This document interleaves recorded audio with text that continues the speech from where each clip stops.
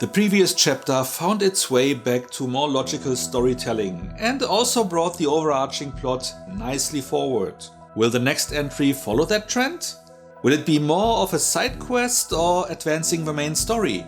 Will we find out about Moff Gideon's whereabouts? Hi there, it's Micha. If you want to get the answers, then join me for this review video.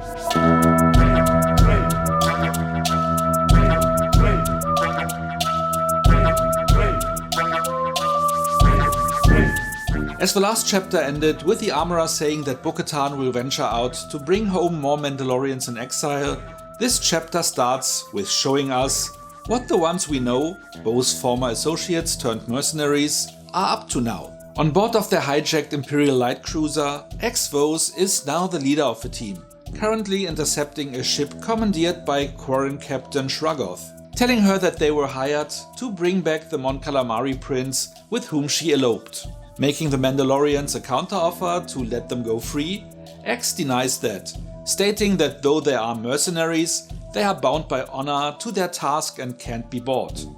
So the captain complies and the lovers had to say goodbye to each other for now. The team then makes off to their next contract, already waiting on Plaisir 15. That is where Bo-Katan tracks them down, near to a city under a large dome. While approaching the mercenaries' fleet, they are intercepted by a tractor beam from the planet's officials, followed by a friendly but stern invitation to meet the local planetary government inside of a city, which they are not allowed to refuse. They then meet the planet's rulers, Captain Bombardier and the Duchess. Our heroes learn that Plaisir 15 was previously an Imperial base and is now an independent world, and that the captain, a former Imperial facilities planning officer, fell in love with the Duchess after being assigned through the New Republic's amnesty program to help rebuild Plaisir 15. Due to his past and his current position as one of the planet's democratically elected rulers, there are heavy restrictions set by the terms of the Coruscant Accords they need to abide by. Part of it is not being allowed to have their military be stationed inside the city's perimeters, which is why the Mandalorian mercenaries are located outside of a dome. The couple explain that they have a problem with malfunctioning, reprogrammed interior droids, causing accidents and assaulting citizens, which can't be handled by the military or their own constables, as not even they are allowed to be armed. Din and Bo, however, being guests, are permitted to still carry their weapons, as they are part of their culture. As our duo isn't for hire as the others, the rulers offer support with the New Republic to extend diplomatic recognition to Mandalore once the Mandalorians reclaimed their home, so they agree to look into the droid problem. Commissioner Helgate, the head of security, briefs them that they could just switch off all droids via a failsafe button, but the citizens relied too much on them, so they voted to keep them activated despite the potential danger. To get more insights, they head to the workshop of the Ugnaught technicians, who are servicing the droids. While they ignore Bo, Din introduces himself as a friend of the Ugnaught Quill, addressing them in the kind of language they respond to, including ending his statements with "I have spoken." This way he obtains their help, getting a list of potentially affected droids, which leads them to a repurposed B-2 battle droid going rogue after being provoked by Din Djarin. After hunting him down, they find a clue leading to a droid bar called the Resistor. Entering the bar, the droid patrons all fall silent. The barkeeper offers to help as the droids are anxious about being replaced by humans, stating that most of them got a second chance here, while the New Republic would just have scrapped them, which makes a compelling case. They learn that in a droid bar all guests are served nepenthe, a lubricant that protects against mechanical wear while delivering program-refreshing subparticles, which patches the programming as the commands of a mainframe change. Apparently, all malfunctioning droids drew from the same batch of nepenthe.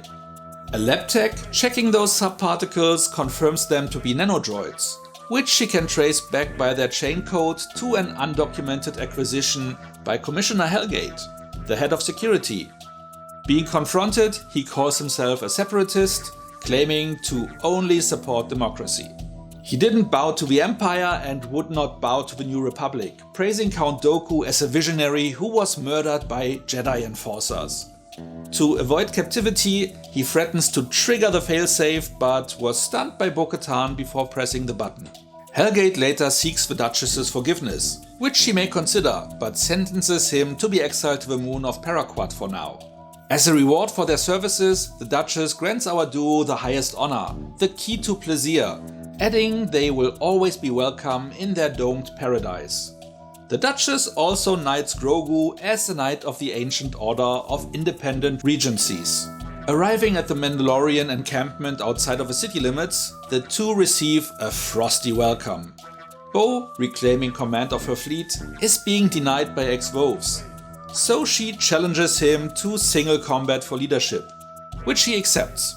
After defeating him, though he didn't yield, he refuses to recognize her without the Darksaber. While they discuss if Mando deserves to wield the blade, Din offers to hand her the weapon, which she refuses as it can't be given as a gift. Din Djarin then admits that he was captured by a cyborg in the mines of Mandalore, losing the Darksaber, which was picked up by Bo-Katan to rescue him and kill his captor, which makes her the rightful owner, defeating the one defeating him, to which they all agree. With Bo-Katan holding the Darksaber, ready to lead the Mandalorians to reclaim their home, the episode ends. This synopsis was quite long again, as there were so many small details that were interesting callbacks as well as potential seed for future plotlines, so I wanted to cover those sufficiently. The review part will likely also be not a short one, as I found the chapter to be a bit challenging, and here is why. This episode was a side quest, though we learned a lot that will potentially be important in the future, likely making it quite relevant in retrospect. And it was a guest star palooza, which I think was a bit problematic. While the general movie buff in me was very happy with seeing so many familiar faces, my internal Star Wars fan was a bit thrown off, taken out of the experience. Christopher Lloyd alone would have worked fine. He kinda fit in, but having Jack Black and Lizzo on top felt a little bit like an overkill. Don't get me wrong, I think they all did a solid job acting wise, but it was just too much. It took attention away from the story at hand and only felt forced and like a publicity stunt, which it likely was. Apparently all Disney Plus shows need to have a musician in there now, cause while we here had Lizzo, She-Hulk had Megan Thee Stallion. In other words, I appreciate guest appearances, but sometimes a bit less is more, and maybe not all in one episode. But enough about that. Let's look at the plot itself, as it was partially brilliant but had some very wonky elements as well, and some plot holes. Let's start with the things I really enjoyed. I loved the storyline around the droids and especially about them frequenting bars and learning what they are doing there. While Mando was a little bit hostile in the beginning, well, he still doesn't trust them, their behavior was humanizing them a lot. Also highlighting that maybe the New Republic just scraping Imperial droids on principle may be the wrong approach. The whole story had a bit of a film noir touch, with our heroes playing the private eyes, and especially the chase through the city after the rogue B-2 battle droid reminded me a lot of Blade Runner, in the best possible ways. I also enjoyed Din Djarin's conversation with the Ugnaughts, where he could show off what he had learned through his friendship with Quill. A nice bow to this beloved character that was gone way too soon. Regarding the shortcomings in logic, how did the Ugnaughts know which droids were impacted? If they knew, why not take them out themselves? There was no logical reason for them to know this, and the story could have worked the same with Mando just randomly kicking droids at a random location. So that hole could have been avoided. Another thing, how did Bo-Katan know where to find her former team? I guess mercenaries wouldn't broadcast their whereabouts, so how did she know? Should have been addressed and could likely have been explained in one sentence, but it was never mentioned. By the way, what was Din doing there? The armorer said that Bo would go and find more Mandalorians. Not both of them. Nice of him to join her mission, but the impression we got in the previous chapter was different. I just hope that this doesn't mean the end of her task, as finding other Mandalorians in exile for me meant more than only her former associates. would be a bit underwhelming, but as the previous episode also scaled down the scope of the people of Navarro, maybe that really is all. And the meeting with her team also brought on one of the most annoying elements in this whole season, the Darksaber being handed to Bo-Katan. It belongs there, and the explanation that she earned it in chapter 18 when she rescued Din is totally legitimate. But I, like the whole internet, was discussing that fact with other fans at that point and didn't understand why she handed it back in the first place. They never even showed that moment, just him packing it up again. Why didn't they do it right there? From a storytelling perspective, it made more sense in this chapter, but it was quite convenient to do so. Almost illogical, as Din wanted her to wield it all along, and she wanted to have it too. It felt unnecessarily and incomprehensibly drawn out, just for effect, which cheapens it and also upsets everyone who expected it in the earlier episode, now feeling screwed over a bit. As mentioned before, the episode was basically a side quest, but maybe quite relevant in retrospect. One reason was forced on us out of the blue, with the Duchess promising diplomatic recognition for the Mandalorians once they reclaim their planet. I would have never thought that it would even pose an issue. They were bombed by the Empire and it was their planet, so why would they need recognition?